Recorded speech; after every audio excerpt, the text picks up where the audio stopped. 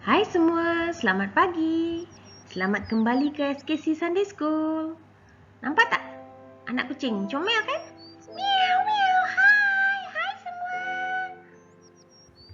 Okey, kita mulakan dengan doa pembukaan. Mari kita berdoa bersama ya. Terima kasih Tuhan Yesus bagi hari yang indah ini. Terima kasih Tuhan untuk pengajaran Sunday School hari ini. Kami berdoa agar kami dapat belajar dan memahami-Mu lebih lagi Tuhan Yesus. Dalam nama Tuhan Yesus, kami berdoa. Amin. Okey, apakah pengajaran untuk hari ini? Mari kita lihat. Hari ini kita belajar mengenai Bapa di syurga. Apa tu? Okey, mari kita lihat ya. Tapi sebelum kita teruskan, tahu tak? Hari ini hari Bapa. Tahu tak kamu? Sudahkah kamu mengucapkan selamat hari Bapa kepada bapa kamu? Dah ucap? Okey. Aunty nak tanya, adakah kamu sayangi bapa kamu? Sayang tak? Adakah kamu menghargai bapa kamu? Betul. Menghargai. Bagaimana kamu menunjukkan bapa kamu yang kamu sayangkan dia, kamu hargai dia? Ada juga anak-anak yang tinggal berasingan dengan bapa mereka. Kerana ada bapa yang terpaksa bekerja di luar negeri atau di luar negara dan mereka hanya boleh pulang di masa cuti sahaja. Jadi anak mereka dan keluarga mereka tidak dapat bersama dengan bapa mereka setiap hari. Dan ada juga keluarga yang ibu bapanya telah berpisah, yang telah bercerai dan anak-anak tidak dapat melihat bapa mereka setiap hari. Ada juga anak yang telah kehilangan bapa. Bapa mereka telah meninggal dunia. Menyedihkan. Walau berapa umur kita pun, bila kita tiada bapa, kita rasa sedih dan memang susah. Tapi kita perlu beringat. Kita semua orang ada seorang bapa di syurga. Bukan bapa kita yang telah meninggal atau datuk kita yang telah meninggal yang telah pergi ke syurga. Okey, Aunty bercakap tentang Tuhan Bapa yang tinggal di syurga, yang sangat menyayangi kita. Jadi, pengajaran hari ini ialah mengenai Bapa di syurga. Kita akan belajar lebih lagi mengenai Bapa kita di syurga yang sangat-sangat menyayangi kita. Hari ini diambil dari buku Galatia pasal 4 ayat 4 hingga 7. Galatia 4 hingga 7. Mari kita baca bersama. Tetapi pada saat yang tepat, Allah mengutuskan anaknya sendiri ke dunia. Anaknya itu dilahirkan oleh seorang wanita dan hidup di bawah Taurat. Dia diutus untuk membebaskan orang yang hidup di bawah Taurat, supaya kita boleh menjadi anak-anak Allah. Kerana kamu anak Allah, Allah menyuruh roh anaknya masuk ke dalam hati kita.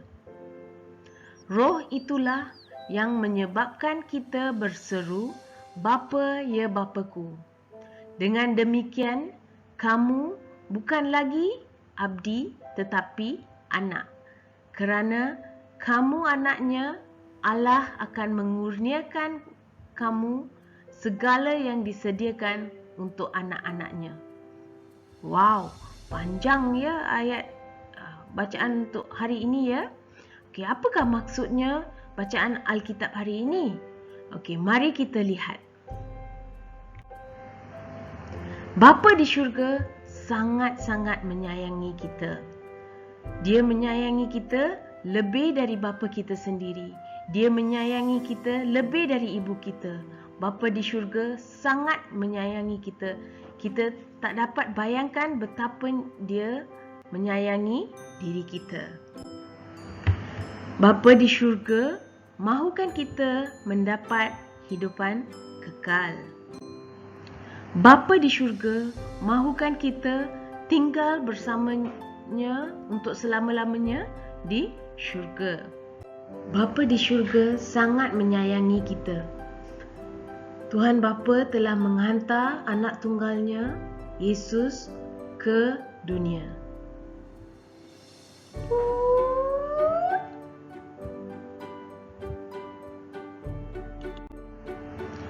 Bapa di syurga sangat menyayangi kita. Tuhan Yesus, Tuhan di atas segala Tuhan dan Raja di atas segala Raja, dilahirkan sebagai manusia biasa lebih 2000 tahun dulu. Tuhan Yesus lahir sebagai manusia yang rendah hati, rendah diri, ya. Yesus hidup sebagai seorang manusia biasa yang rendah hati. Dia belajar, membuat kerja-kerja, dia membuat tugasan yang diberikan kepadanya. Dia hidup sebagai seorang manusia biasa, tetapi dia tidak seperti kita. Dia hidup dengan tidak berdosa. Ada tak kita bergaduh dengan adik-beradik kita? Kita ada tak kita marahkan mak, marahkan ayah? Kita ada buat jahat kan? Tetapi Tuhan Yesus telah hidup sebagai seorang yang baik, yang tidak pernah berdosa. Sangat susah kan? Lepas itu, apabila Tuhan Yesus lebih kurang berumur 30 tahun, dia memulakan pelayanannya. Dia mula mengajar orang ramai mengenai Tuhan Bapa, mengenai Tuhan, bagaimana berdoa dan bagaimana menjalani hidup yang baik, dan dia juga telah melakukan berbagai mukjizat. Selepas lebih kurang 3 tahun Tuhan Yesus mengajar dan melayani orang, dia telah disalibkan. Yesus mengorbankan dirinya untuk kita. Dia telah disiksa dan menderita. Dia mati untuk dosa-dosa kita, supaya kita dapat diselamatkan, supaya kita tidak lagi menjadi abdi kepada dosa-dosa kita, dan kita mendapat kehidupan kekal melalui Tuhan Yesus, Juru Selamat kita. Jadi Bapa di syurga sangat menyayangi kita. Dia menghantar anaknya yang tunggal dan Tuhan Yesus, dan melalui Tuhan Yesus kita menjadi satu keluarga. Semuanya menjadi anak-anak Tuhan melalui Tuhan Yesus. Kita menjadi anak dan Tuhan menjadi bapa kita. Bacaan Alkitab hari ini mengatakan bahawa Tuhan telah menghantar anaknya Yesus ke dunia untuk menyelamatkan kita, untuk membebaskan kita daripada dosa. Jadi kita bukan lagi abdi atau hamba kepada dosa, dan kita boleh menjadi anak Allah menerusi Tuhan Yesus. Kita semua menjadi satu keluarga, menjadi anak-anak Allah Tuhan Bapa. Jadi, sekarang cikgu nak tanya, adakah kamu sayangkan Bapa di syurga? Betul, sayang. Adakah kamu menyayangi Bapa di syurga? Betul, sayang. Bagaimanakah cara menyayangi Bapa di syurga? Pertama sekali, kita perlu berusaha mengenalinya. Kita perlu baca mengenainya di dalam Alkitab. Bagaimana kamu sayangi Bapa di syurga? Kamu perlu mematuhi perintahnya, membuat sesuatu perkara yang disukai Tuhan. Jangan buat perkara yang tidak disukainya, yang diperintahkannya. Kita mesti mematuhi perintahnya. Ketiga, kita perlu percaya dan berserah kepada rencananya untuk diri kita.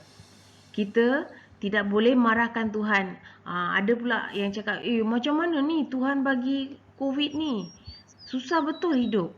Kita tidak boleh marahkan Tuhan. Kita perlu percaya rencananya. Segala sesuatu yang dilakukan Tuhan adalah untuk kebaikan kita.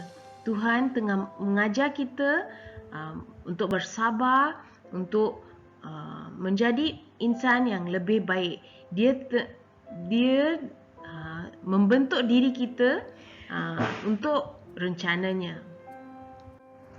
Dan akhir sekali, kita perlu berbicara dengannya. Kita perlu berbicara dengan Bapa di syurga melalui doa. Okey? Kita perlu berdoa setiap hari.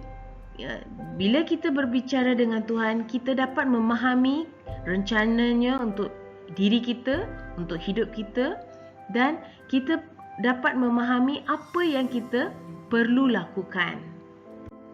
Jadi, bagaimana menyayangi Bapa di syurga? Kita perlu berusaha mengenalinya. Bacalah Alkitab.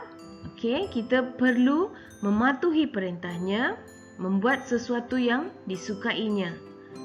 Kita perlu percaya dan berserah kepada rencananya untuk diri kita. Tuhan tahu apa yang baik untuk diri kita dan kita perlu mendengar. Dan akhir sekali, kita perlu berbicara dengan Tuhan melalui doa. Dan dengan cara ini, kita dapat menyayangi Bapa di syurga lebih lagi.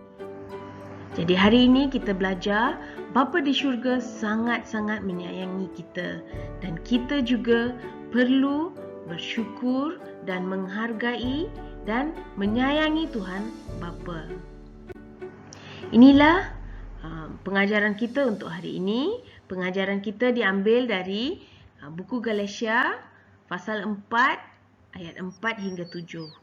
Lepas ini ambil Alkitab dan bacalah Galatia pasal 4. Ayat hafalan untuk hari ini diambil dari Galatia 4 ayat 7. Okey, Galatia pasal 4 ayat 7. Mari kita baca bersama. Dengan demikian, kamu bukanlah lagi abdi, tetapi anak. Kerana kamu anaknya, Allah akan mengurniai kamu segala yang telah disediakan untuk anak-anaknya. Jadi, ini bermaksud melalui Tuhan Yesus, kita bukan lagi abdi atau hamba kepada dosa, dan melalui Tuhan Yesus, kita menjadi anak Tuhan. Kita semua satu keluarga dalam Tuhan. Mari kita mengucapkan doa penutup bersama-sama ya. Terima kasih Tuhan Yesus untuk pengajaran hari ini. Bantulah kami mengenali dan menyayangi-Mu lebih lagi Tuhan. Berkatilah semua bapa, pakcik, datuk dan semua yang membimbing, mengajar dan menjaga kita semua. Dalam nama Tuhan Yesus, kami berdoa. Amin. Sekian saja untuk hari ini. Bye-bye. Jumpa lagi minggu depan. Bye.